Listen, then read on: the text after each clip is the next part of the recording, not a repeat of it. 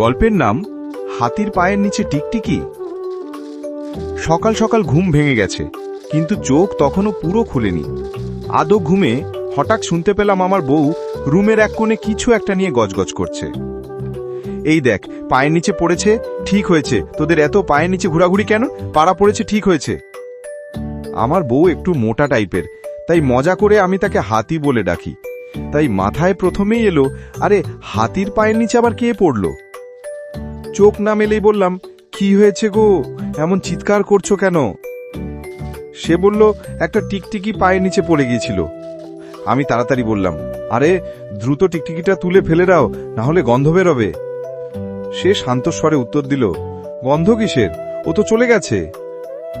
আমি অবাক হয়ে বললাম, চলে গেছে মানে? ও কি বেঁচে আছে নাকি? আমি তখন পুরো জেগে গেছি। বললাম, হাতির পায়ের নিচে পড়েও টিকটিকি যদি বেঁচে যায়, তাহলে তো ওকে নিয়ে তো ইতিহাস লেখা উচিত। তখন বউ বলল, তুমি না একদম বাজে কথা বলো, আমি জোরে পাড়া দিইনি। আমি বললাম, তবুও পৃথিবীতে হাতির পায়ের নিচে পড়ে বেঁচে থাকার একমাত্র প্রাণী। তারপর থেকে সেই টিকটিকিটা আমাদের ঘরে আর আসে না। হয়তো দূর থেকে দেখেই ভাবে, ওই ঘরে তো হাতি থাকে।